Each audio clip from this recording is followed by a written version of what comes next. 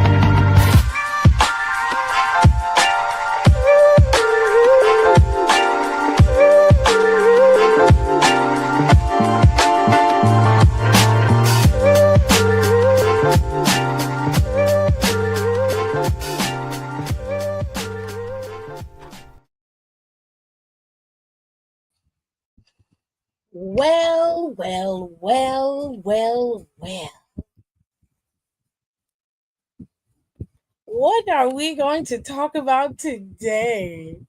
Come on, class. Come on in. Professor Tiffany's going to give you a master class in wrestling. Because it seems I've been right so many times, I might as well just give you a couple of pointers. Yeah.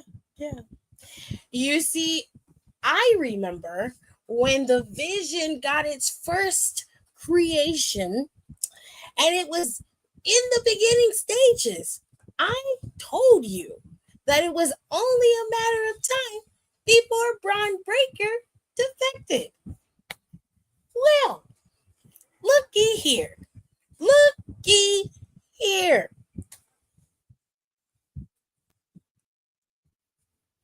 God, I love being right. It just makes me feel so damn good. Plus, I get to lord it over everybody. And everybody hates it. But I love it. It's on record. I said it. Y'all know I said it. Hello. Hola. How are you? Good. Wonderful. Love that for you. Great. Now, we're not even gonna waste time. We're not gonna do it. We're just gonna give you the deets. I warned you. I knew it. That Braun Breaker was a troublemaker from the start. I told you so. Okay? I told you. I did. I remember telling you. I remember. Now, I'm not going to make this difficult. I think I've lorded it over you enough. We're going to get this out the way right now. In the beginning of the show, I could have went somewhere else, but like in the beginning, God, no, I'm not going to do that. In the beginning of the show, because I forgot that Raw was coming on at 8 o'clock, so I misinformed you all, and I apologize. I'm sorry. But Raw came on at 8 o'clock in the morning today. 8 a.m., if you will. And, ladies and gentlemen, for whatever reason, WWE decided to ramp up the Vision's breakdown. I don't know why, but I think I have a theory. No pun intended. I have a theory. Okay? Now listen. In the beginning of the show, Braun Breaker, Bronson Reed, Seth Rollins. Seth had on a fire-ass outfit, by the way. It was all monotone. Even the shirt was the same texture and color as the suit itself. Beautiful. outfit. I ain't really like the boots too much. They was a little plain lanes. But it wasn't bad. Everything was very cute. It's very cute. Now look, in the beginning, of course, Seth Rollins is on a high. Why? Because he accomplished something that he had never been able to do within the last 5 years, and that was beat Cody Rhodes. Despite the fact that he had to cheat to do it, he still did it. Okay, you have to give the man props where props are due, right? However, Seth Rollins came out there and was gloating and loving on himself a lot. Take key notes of what I'm saying. He loved on himself a lot. And I'm going to explain why that was a bad move. 1000%. We're going to get into the whole breakdown, the real nitty gritty of this entire breakdown of this group and why it never was going to work in the beginning. I'm going to explain it. Okay? But first, we got to get this out the way. So Sethy Poo is out there and he's just gloating and loving on himself and giving everybody all the feels. Oh my God. We did it. We did it, Joe. We did it. And then he decided to start giving everybody props. He went over to Pauline and said, Paul, you're the greatest. This is why you're with me, because, you understand me. You know what I'm trying to do. You see my vision. Kissed the man on the head. Paul Heyman gave him a kiss on the cheek. And everybody was just cheering. It was a good time. It was love. Oh, my God. My corazón. And then he went to Braun Breaker. Gave him a little nod to his little twitch and shit. It was a cute moment. And then he just said, under my tutelage, you've grown. You've flourished. Ask yourself how that's possible. Reality. Let's look at the reality. We're going to take this piece by piece. Yeah? And you're looking at Braun Breaker and his trajectory. Braun Breaker, before he came into the Vision, was a 2-time NXT champion, a 1-time tag team NXT champion, a 2-time Intercontinental champion, and was well on the path to possibly becoming World Heavyweight Champion within the next year or so. Yet, Braun Breaker has no gold. He has nothing now. And for the last, year, Braun Breaker hasn't really been doing anything. 6 months. The Vision has been in play for 6 months. And Braun Breaker hasn't even looked at another title, let alone achieved or acquired one. He said that Braun Breaker has grown into an unstoppable force, and it's all because of him that he's gotten there. Those are his words, not mine. We move over to Bronson Reed, the hometown boy. Remember, they were in Australia. Yeah? He goes to Bronson Reed and said, I shaped and molded you into the monster that you've become. Your growth is astounding, and I love you for it. I'm proud of you. You are the future of this business. That's what he said. Let's look at Bronson Reed's trajectory. Before joining the Vision, Bronson Reed was one of the most feared superstars in that WWE locker room, taking out the biggest, the baddest, the largest, the biggest, the large. Okay, I'm sorry. Y'all ever heard of Big X the Plug? Listen. The big, the large. Took out Braun Strowman multiple times. Took out Seth Rollins. It took 8 tsunamis to take Seth Rollins down for almost 2 weeks. He took out Roman Reigns multiple times, Jey Uso, Jimmy. The list goes on and on and on. Bronson Reed was a force to be reckoned with before he got in the Vision, not because of the Vision. And yet Bronson Reed has not looked at a championship, seen one in over 2 years. This is even prior to the Vision. 6 months. And all Bronson Reed has done is taken down all of Seth Rollins' enemies and any naysayers who were going against the vision. He has done nothing else. So what do you determine to be growth? Somebody who knows how to take orders? Somebody who listens? For the past month, Seth Rollins has been so far up his own ass that he hasn't seen that his crew is losing respect for him. Win, lose, or draw, this would have happened at some point. Okay? Now, this didn't happen to the end of the show. Seth Rollins got done pouring love on his boys, and then he left and decided to go in the back. And basically, we saw a bunch of matches in between there, so I'm going to make it really quick for you. We saw Penta go up against Dominic Mysterio. Dominic retained due to Rusev being an idiot and overzealous and not waiting until his turn. He came out there and provided a distraction.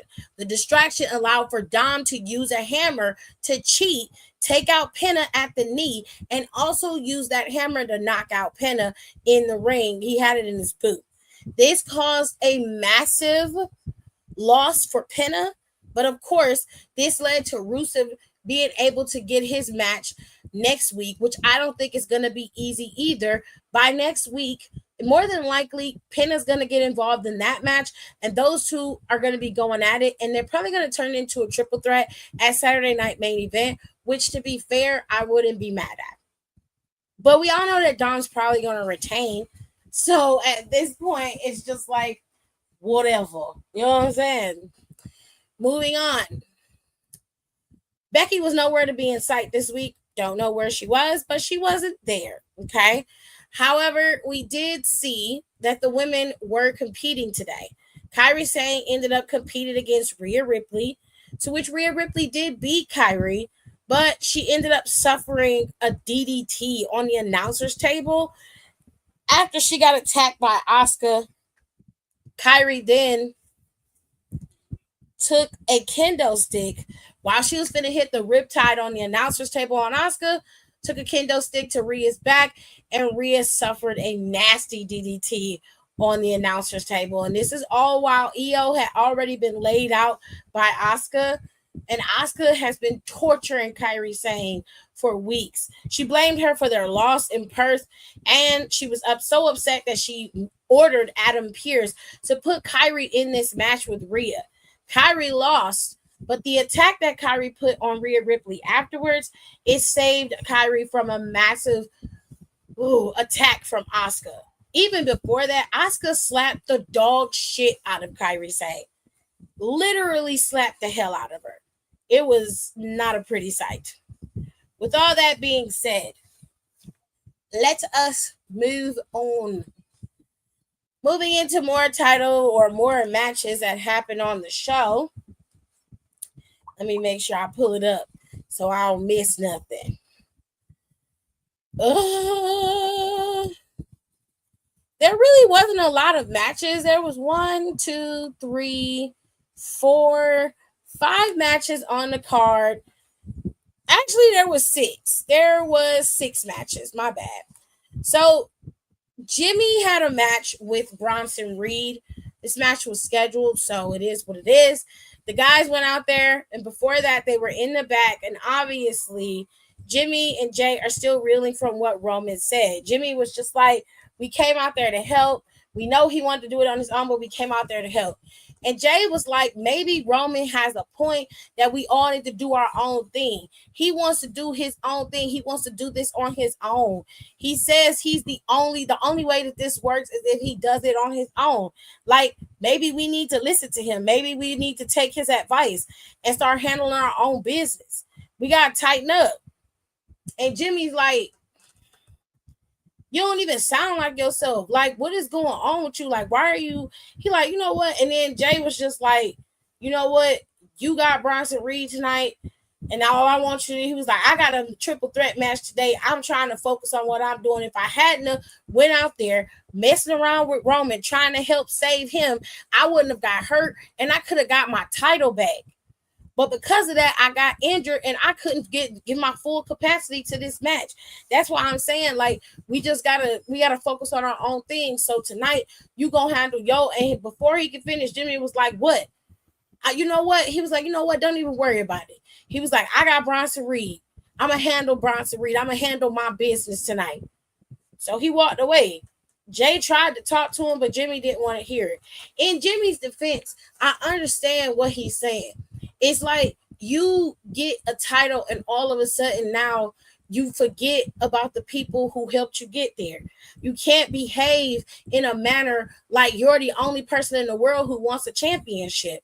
But in Jay's defense, Jimmy doesn't understand what he's going through. He don't know what it's like to be at the top of the mountain, to have the goal, to be the guy, and then it get ripped away from you in one match. He don't know what that feels like. So at the same time, I understand what both of them are saying. I get where both of them are coming from.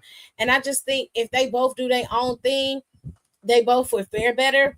In Jay's defense, Jimmy didn't ask for him to come out there and help him, but him coming out there did help him. You know what I'm saying? And he was just like, I'm gonna go out there and do my thing. He went out there and did the match.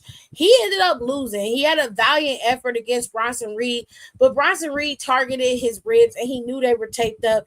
He didn't care. He took him out anyway. What was Jimmy supposed to do? They get out there. Jay comes out there after Jimmy done got his ass handed to him. Listen to me. Jay comes after Jimmy done got brutalized. Okay, he done been speared already. He done been tsunamied again. Like, the man done got beat up. Jimmy come down there, no chair, no equalizer, no nothing.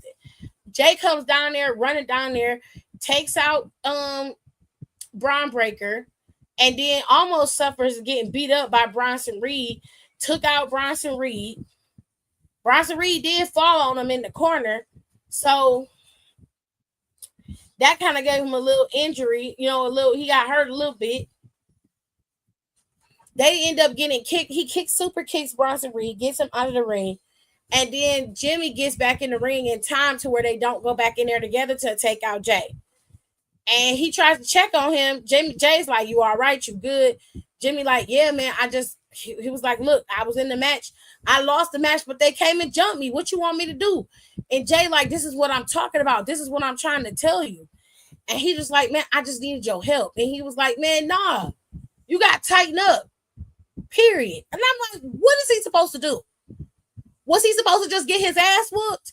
Because you could have just not came out there. You could have just kept your ass in the back. I'm not even trying to be mean, but let's just keep it real. I have 4 siblings, and as much grief and strife as they give me, there is never in a day where I'm going to be standing there and 2 people are whipping my siblings' ass, and I'm not going out there. I'm not going out there. You crazy. Everybody gotta die. Everybody gotta die. Everybody. I'm going out there. What are you talking about? Tighten up. He didn't make the match. Did he go to Pierce and ask Pierce for that match? No. No. The man got put in a match with the Vision because you were involved with the Vision. If we being for real, Jimmy sacrificed himself many a days for your blade, for your ass on multiple occasions, for your fight with Gunther. If it hadn't been for Jimmy, your ass wouldn't have been world champion. That's facts. That's not nobody trying to take no victory away from you or make it seem like you wasn't good enough. That's just the reality. If your brother hadn't put himself in harm's way and sacrificed himself for you, you would not have been champion. So to act as if he is a burden to you now is crazy. If you didn't want to come out there and get your ass whipped, then you should have brought an equalizer to thwart those 2 goons. A chair, a kendo stick, a bat, a sledgehammer, whatever makes you happy. Okay? But what we're not going to do is act like Jimmy is a problem. We're not going to act like Jimmy is a liability to you, because that's how it comes across. And you mad disrespectful for that. That's all I'm saying. Any whoosies. Moving on. The girls had a match. Roxanne and Cobra Beck went up against crazy ass Bailey. I'm gonna start calling her Two-Face. She really got 3 different personalities, if we being honest. But I'm gonna call her Two-Face just to be fair. You got Two-Face and the Bird Lady facing off against Cobra Beck and Roxanne. Now listen. This iteration or this combo of these 4 bitches is getting on my nerves. This is the last time that these 4 are going to compete against each other. Thank God. Because Roxanne and what the fuck is her name? Cobra Beck lost today to Bailey and Lyra, and that's fine by me. It looks like those 2 are on the trajectory to go after the tag team titles. Now, whether Zarya and Soul Ruka get those titles or not, it doesn't matter to me. I do want to see the matchup of Charlotte, Bliss, Bailey, and Lyra facing off against each other. I think that would be fun to watch, personally. Now, when later on in the night, they talked to Stephanie. Stephanie was on a high. Obviously, she beat Tiffany Stratton. She's living her best life. Then here come Roxanne and motherfucking Raquel. Don't understand why they out there. Both of them seem to have an issue with why Stephanie is champion and how neither of them got an opportunity. And I'm so confused as to why y'all hoes is in y'all feelings, because both of y'all was running after the tag team titles like that was your holy grail. As a matter of fact, if I recall, you bitches were tag team champions at that time. You lost them titles to Charlotte and Alexa. And then afterwards, you were doing everything in your power to try to get them tag team titles back, or at least get in title contingency. You were not even considered. If I recall, you bitches wasn't even in the battle royal. Like, Stephanie won the battle royal that night. At Evolution, Naomi was still champion at the time. Naomi was still champion. We hadn't known that she was pregnant yet. And you hoes were not even looking at that championship. Now, all of a sudden, because you was the last person to pin Io when Io was champion, somehow that matters? Girl, if that's the case, then when Naomi come back, she can make that same claim to fame.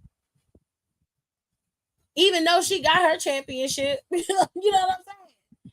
It's like, what are you talking about, Roxanne? Because if it was important to you, then you would have called that shit out the moment that Naomi showed up with the championship. But you kept your ass in the back, quiet, standing next to Roxanne, bitch ass, because you was trying to sniff up her ass and make her feel good. But instead, now because you realize that y'all can't go after the tag team titles no more, and y'all ain't gonna ever beat Lyra and Bailey, you now are talking about something. You was the last person to pin Io. So the fuck what?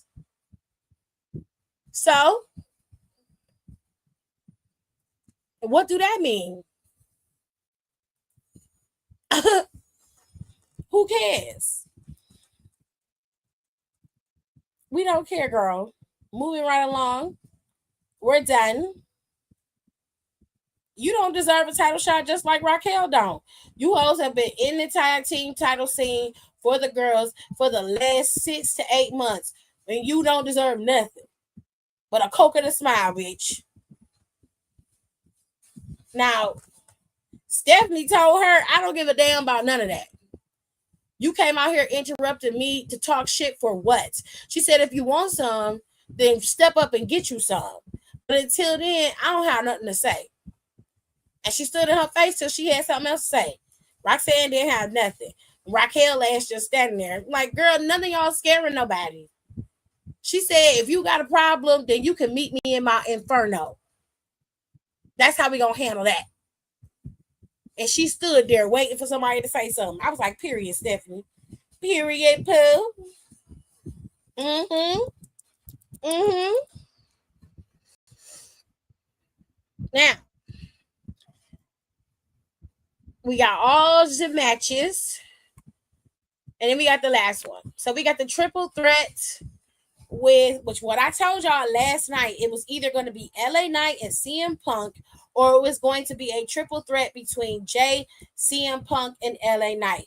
Okay, and that triple threat is what came to fruition on Monday. Verbatim. Now the three men had a pretty decent matchup between the three of them. Ultimately, LA Knight was saved. He was thrown out of the match so that he did not suffer the pin. Jay Uso was the one who ate the pin, which leads me to believe he's going to be away from that World Heavyweight Championship for quite some bit. A little bit of time is going to go by before he gets another title shot at that championship. Now, he never really got a title shot, after he lost the title. But nowadays, those things are not handed freely. You don't just get a rematch, which I don't like that. I believe they should bring back the rematch clause. It's an instant matchup to bring it back, whether they get the championship or not. And it instantly takes them out of title contingency if they lose it. And I just think that once you put the rematch clause back in play, that'll kill a lot of bullshit about people wanting to step in line in front of people and not getting opportunities. You know what I'm saying? It'll really make it so that you have to compete to earn it. And the person who already earned it, while they get another title shot, it doesn't guarantee they're going to get the title back. You feel me? Anyways. So Jay and them had their match. Jay Uso got pinned by CM Punk. Hit him so hard his grill came out, child. CM Punk picked up his grill for him. And then the vision came down, surrounded the ring, and not only attacked Jay Uso suffered a spear first. He rolled out the ring, let CM Punk celebrate, was headed to the back. Brian Breaker ran from the back. And I will say a lot of things about Brian Breaker, but his speed is insane. He ran from the back and speared the hell out of Jay Uso. Ran around the ring and then speared the shit out of LA Knight. This left CM Punk all alone against the Vision. Okay. So you had CM Punk in the ring, Bronson Reed on the left, Brian Breaker at hard cam, and Seth Rollins on the right, I believe. So they all entered on outside of the apron of the ring, came in and went on the attack. Seth never touched CM Punk, but it was what he said that low-key sealed his fate. He said, "I'm the king. This is my kingdom. You will never get this World Heavyweight Championship. Never. You're dead. You're done." Then he said, "Get him out of my ring. Get him out." So they rolled his ass out. They did their little standing and they gave out the little Paul Levesque and Lee Fitting and all that shit. And we was like, oh, okay, cool. Then Brian Breaker goes into the right-hand corner of the ring out of nowhere. It just seemed odd that he would take a step back like that. He had his back to Seth originally. Seth walked up to it and was still berating CM Punk, who was on the outside on the ground. And that's when Brian Breaker speared the hell out of Seth Rollins. Paul Heyman had no idea what was going on. He stood there in total, utter shock. Like, what is happening? Went over to Bronson Reed, Brian Breaker did, and said, "Listen, you are either with me or you're against me." And he pointed to Seth. He said, "You choose." Bronson Reed moved Brian Breaker out the way, pulled Seth Rollins over to the corner, and tsunami'd that nigga.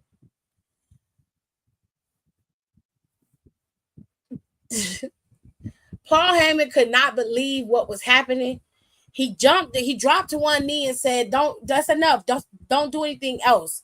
Brian Breaker grabbed him by the collar and he said, Paul, you either with us or you with him.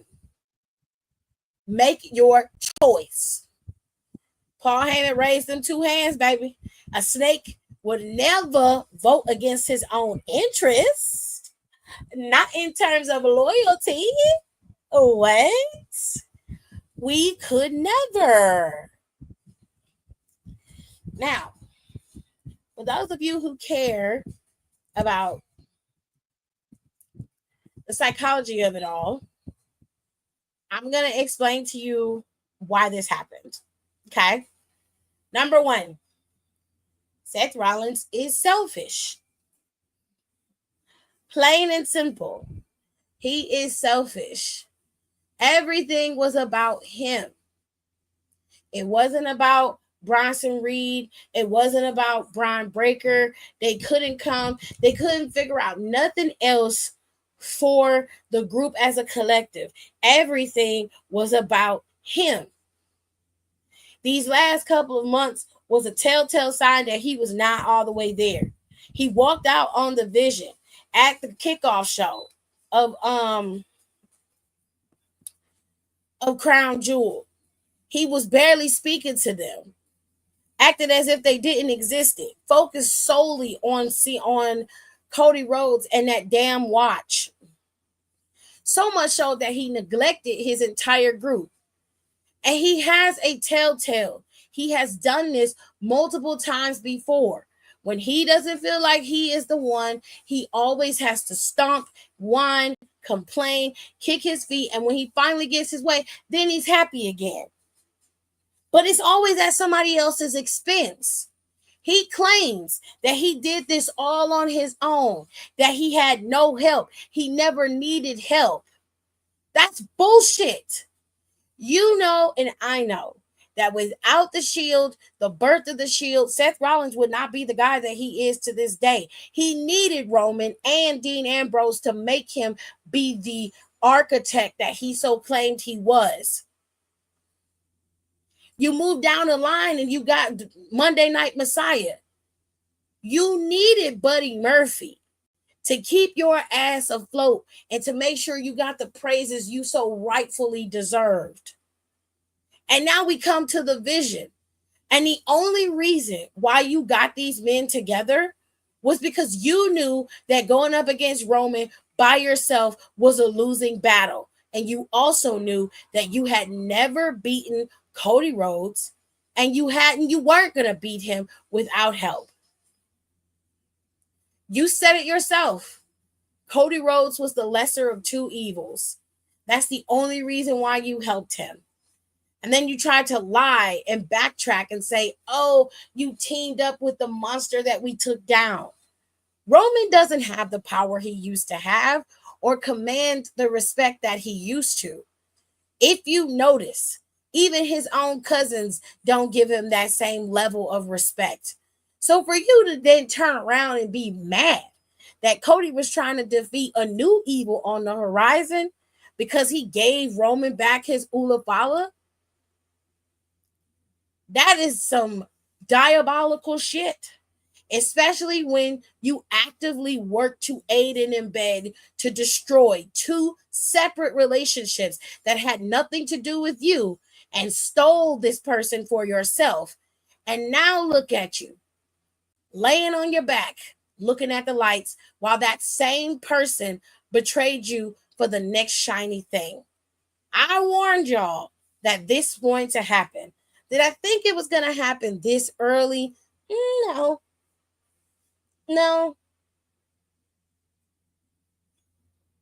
I didn't think it was going to happen that early.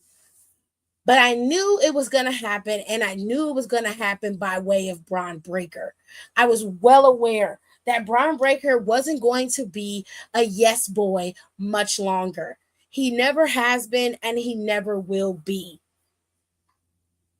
Did he do what he had to get himself where he wanted to be? Sure. Somebody like Paul Heyman working for Braun Breaker is gold. That puts Braun Breaker in a position to manipulate and change things in his image however he sees fit. All he needed was the catalyst. That catalyst was Seth freaking Rollins. So while, yeah, he played nice for a couple months doing his daddy's bidding, it was only a matter of time before Braun Breaker would lose his shit and no longer want to take orders from someone who didn't give a shit about him. And by the way that Seth has been acting these last couple of months, I don't fucking blame him. What he got is what he earned. You can't go through this life putting shit out in the world like this, being a selfish, cocky douchebag, and then expect everybody to pay their dues to you on top of that. No, the world doesn't work that way. What you put out is what you get in return. Plain and simple.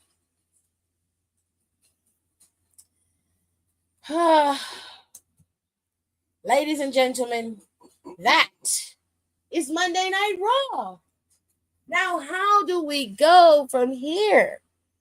CM Punk is your number one contender, and technically he has earned the right to face off against Seth freaking Rollins. But Seth has a bigger problem. The vision is no longer working with him, and he must stand on his own 2 feet. So not only does he have to worry about the whole locker room being against him, but he also has to worry about his worst enemy being against him. Now, a lot of people are saying that this is a ploy. This is a trick. Like, oh no, this can't be real. Like, I feel like in 2 weeks, they're gonna do night one. They're gonna do Saturday night main event over on Peacock, and then they're gonna come out and save Seth during his match with CM Punk. Maybe he may come out there and attack Seth, but they probably are gonna attack CM Punk and Seth. I don't think that this is a ploy. I'll tell you what. When Seth Rollins usually comes up with something that's like, diabolical, he never really is the one who suffers a lot of pain and anguish in that. It will always look like they're just leaving. Like he did it with his wife, Becky, when they got into a fake argument in front of CM Punk and his wife, AJ Lee. Then all of a sudden, they were like cool again, like right then and there. It was kind of like a ploy. Same thing happened some years back when he was with J&J Security, which a lot of people don't remember, but Seth Rollins wasn't by himself when he was champion. He had J&J Security. Okay, Jamie Noble and that one dude from Eminem, they were his security. They were always with him, helping him every step of the way. He always forgets, and I don't forget anything. I remember everything. Them 2010s days was crazy. Okay. Like you literally were handed everything from the authority, babe. Please. Let's not. But anyways, I'm curious as to how this is going to shape up. Because I have a sneaky suspicion that this is going to lead to war games.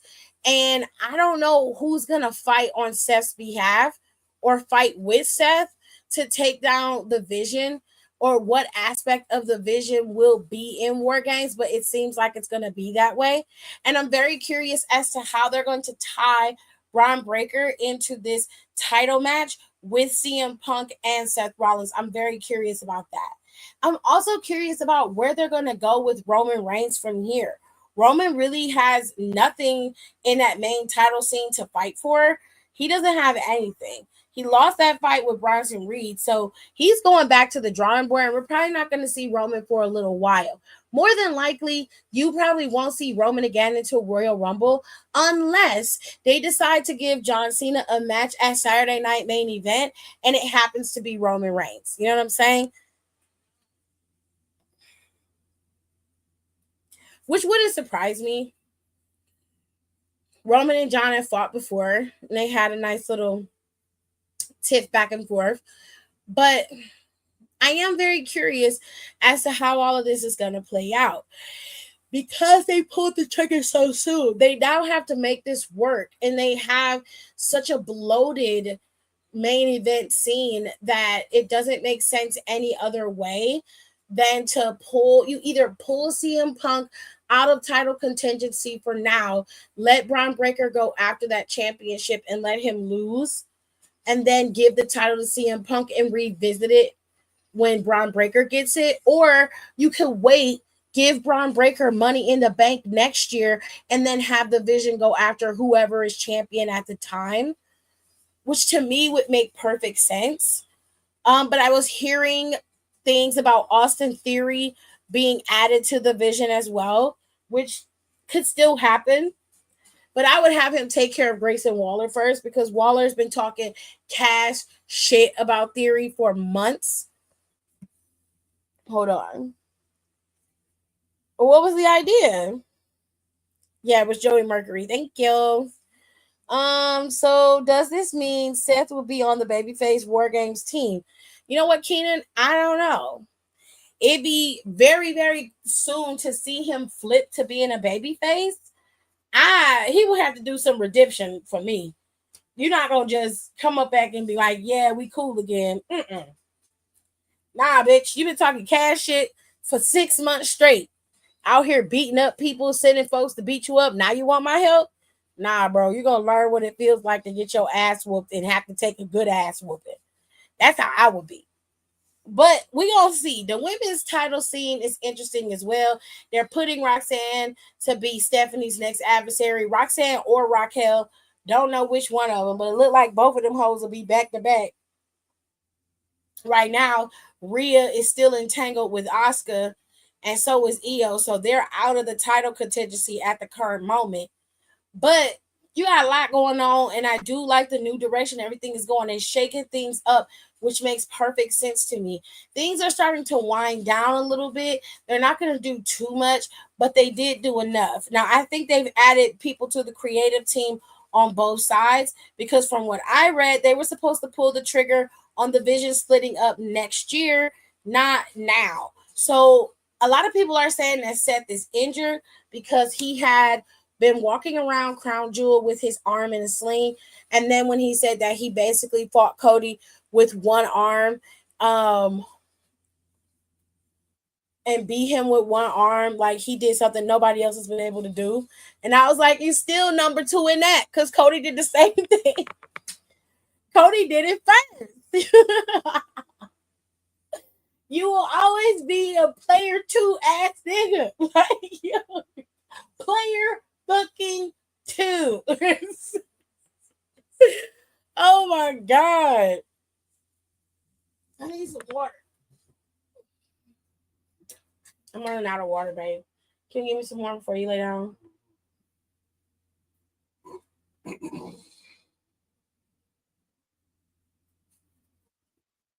Ooh.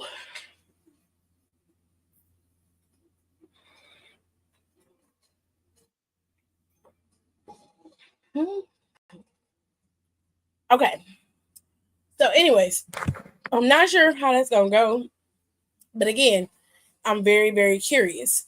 So hopefully we'll see how everything plays out. But it feels so good to be alive. My idea was, what if there was a bigger entity of the Vision and Seth was just a pawn? Like there's a puppet master, but Paul is just a rep. Maybe Punk, but that would have been a hard swerve. I mean, I would have loved to have seen CM Punk turn heel right before our eyes and snake Paul Heyman right back from Seth Rollins. To me, it would be poetic justice. But I also know that CM Punk has a bad track record with factions as well. Straight Edge Society um is a very good point of that. And then the second iteration of Nexus was also a very bad track record. The way he did Husky Harris, aka Bray Wyatt, was fucking nuts. Okay. But I wouldn't be mad about it. You know what I'm saying? It's not the end of the world. I will say this. I love where a story has a culmination, when it has a story arc, when there is something worthwhile. I don't like when we're constantly being fed the same shit over and over again. Make it worthwhile, make it fun to watch. Okay? Now, with all that being said, loves, I will see you guys on Wednesday. We'll have a little conversation about NXT. We'll talk all about it because I know some shit about to go down in NXT. And then we're just gonna chill out. Okay, we're gonna chill out on Wednesday. So I'll see y'all then. I hope y'all enjoyed your night. Bye. Thanks for tuning in. Don't forget to rate, comment, and subscribe for more wrestling content. Check out our merch and consider becoming a member for exclusive perks, special emojis, and members-only content.